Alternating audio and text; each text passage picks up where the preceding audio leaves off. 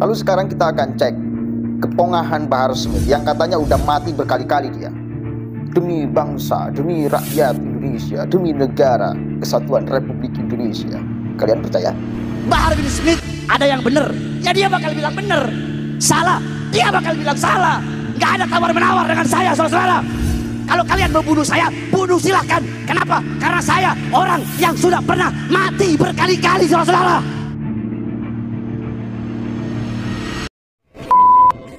Prabowo, jangan mau kau diatur-atur sama Mulyono.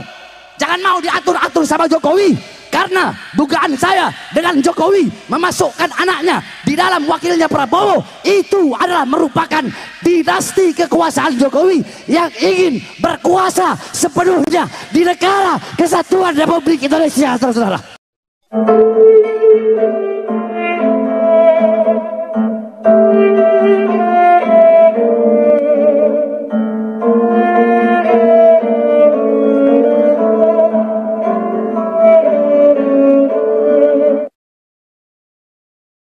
Assalamualaikum warahmatullahi wabarakatuh.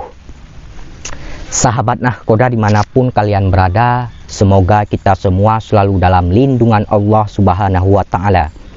Salam persaudaraan dari Aceh untuk teman-teman yang ada di seluruh Nusantara, dari Sabang sampai Merauke, dari Miangas hingga Pulau Rote.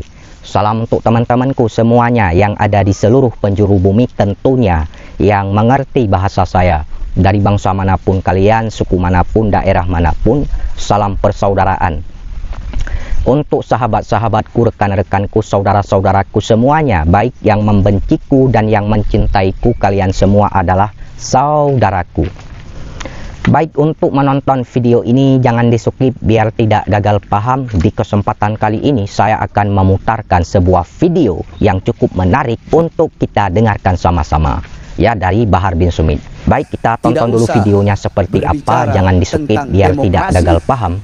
Ini videonya. Mengikuti akhlak dan ajaran Nabi Muhammad yang engkau sebarkan di kampung-kampungmu, kelurahanmu, kecamatanmu, provinsimu, maka dengan sendirinya, saudara-saudara, tanpa harus berucap saya nasionalisme, saya demokratis, saya ini, itu akan terjadi dengan sendirinya, karena demokrasi adalah bagian daripada ajaran baginda Nabi besar Muhammad sallallahu alaihi wasallam. Ini kalau di negara kita enggak. Di negara kita ngomongnya negara demokrasi. Ini negara demokrasi.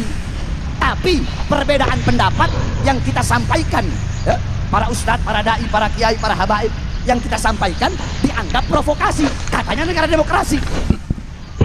Katanya negara demokrasi.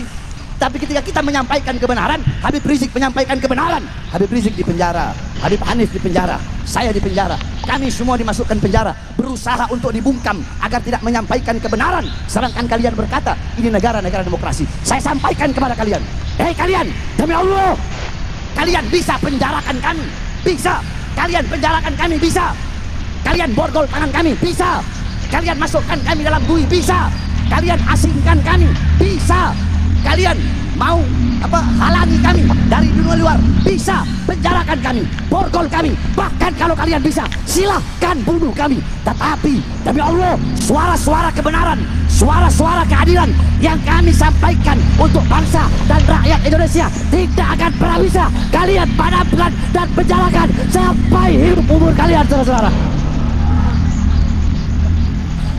Kalian bisa memenjarakan saya, memborgol saya, tapi kebenaran-kebenaran yang saya sampaikan, Habib Rizik sampaikan, Habib Hanif dan para habaib, para kiai-kiai, yang Kiai Munawir sampaikan, yang Kiai, anak tahunya beliau ini suka begini. Kiai siapa? Kiai Nul Yakin, ya Allah, namanya luar biasa. Ya. Kiai Nul Yakin sampaikan kebenaran, cuma untungnya beliau nggak dikriminalisasi, itu aja. Yang dikriminalisasi Rizik, saya.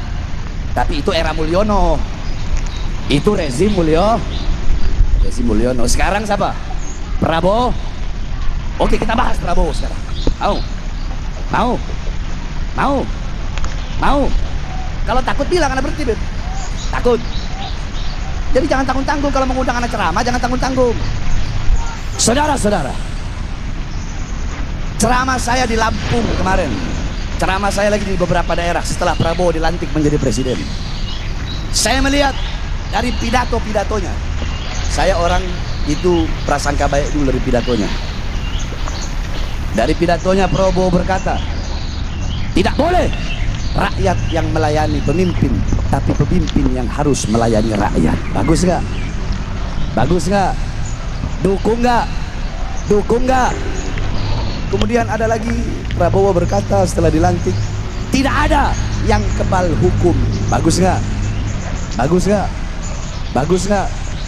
Prabowo berkata, kalau tidak mau bekerja, silakan keluar dari kabinet saya. Bagus nggak? Bagus nggak? Bagus nggak? Jadi Prabowo ingin menegakkan hukum yang adil, tajam di atas, tajam di bawah. Nah, kebijakan-kebijakan yang baik seperti ini wajib untuk kita dukung. Jadi kalau ada yang baik ya kita bilang baik, kalau ada yang nggak baik ya kita bilang nggak baik. Selesai, gampang. Bahar bin Smith itu, Bahar bin Smith ada yang benar ya dia bakal bilang benar, salah dia bakal bilang salah. Nggak ada tawar menawar dengan saya, saudara. Kalau kalian mau bunuh saya, bunuh silakan. Kenapa? Karena saya orang yang sudah pernah mati berkali-kali, saudara. Belum mau hampir 2 bulan, semua koruptor-koruptor dibabat sama Prabowo. Bagus nggak? Bagus nggak? Kepedulian Prabowo kepada Palestina, bagus nggak? Bagus nggak? Bagus. Bahkan nanti ini acara reuni 212 dipermudah ketika masa pemerintahan Prabowo dibandingkan dengan rezimnya Mulyono. Betul? Bagus nggak? Tapi ingat, saya ingin sampaikan kepada Prabowo, kalau memang tidak ada yang kebal hukum, maka jangan tebang pilih dalam masalah korupsi. Jangan yang kau masukkan hanya orang-orang yang berlawanan dengan politikmu, orang-orang yang berlawanan dengan kekuasaanmu. Ketika ada orang berlawanan dengan kekuasaanmu, kau masukkan. Sedangkan berapa banyak orang-orang Mulyono yang korupsi di kabinetmu, namun engkau biarkan. Adil tidak? Adil tidak? Adil tidak? Jadi kalau Prabowo konsisten dengan omongannya, babat rata semua. Kami rakyat ada di belakang untuk mendukungmu, membabat rata, memiskinkan, bahkan kalau bisa matikan koruptor di Indonesia, saudara. Cukup, kalian sudah melihat, menyaksikan, menonton, mendengarkan video tersebut atas apa yang disampaikan oleh Bahar bin Smith dalam video tersebut. Jadi di situ ada beberapa hal yang dia sampaikan. Dia membahas masalah demokrasi lah, kemudian menanggapi Bapak Presiden Prabowo Subianto, kemudian membahas masalah koruptor, menanggapi Bapak Jokowi dan lain sebagainya. Namun dalam penyampaian tersebut ada ungkapan-ungkapan dari Bahar bin Smith itu yang mengatakan, yang mengungkapkan bahwa dirinya itu pernah mati berkali-kali. Bahar bin Smith ada yang benar, ya dia bakal bilang benar. Salah, dia bakal bilang salah. Nggak ada tawar-menawar dengan saya, saudara. Kalau kalian mau bunuh saya, bunuh silakan. Kenapa? Karena saya orang yang sudah pernah mati berkali-kali, saudara. Itu yang paling saya garis bawahi. Sehingga statement Bahar bin Smith itu, ungkapan Bahar Smith itu yang mengatakan bahwa dirinya pernah mati berkali-kali itu viral di YouTube. Sehingga direspon dan ditanggapi oleh beberapa YouTuber ataupun para konten kreator.